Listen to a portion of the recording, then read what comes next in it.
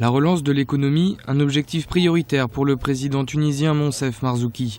La crise politique traversée par le pays a freiné la croissance de la Tunisie, faisant notamment fuir touristes et investisseurs.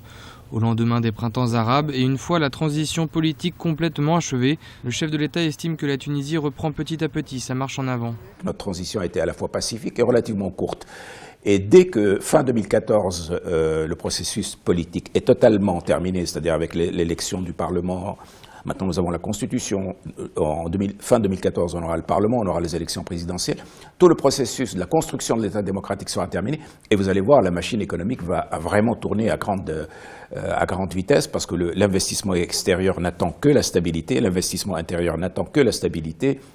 Le pays est calme et pacifique et le tourisme reviendra, etc. Et nous espérons jouer un très très grand rôle dans le développement et de la Tunisie et de l'Afrique. Autrefois inexistante, la politique extérieure est primordiale pour le président tunisien Moncef Marzouki afin de réaliser ses objectifs économiques.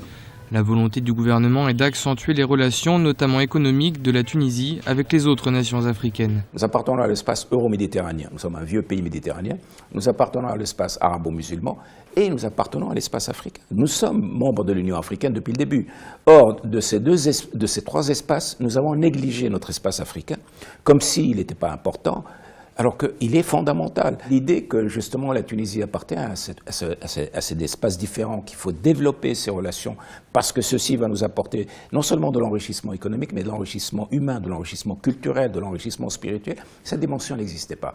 Et aujourd'hui, nous mettons les bouchées doubles pour rattraper. L'élection présidentielle prévue en fin d'année doit venir achever la transition politique de la Tunisie et rendre au pays sa stabilité politique et sociale, un ingrédient indispensable pour mener à bien les politiques économiques destinées notamment à lutter contre le chômage et la cherté de la vie et à précipiter le retour des investisseurs et des touristes.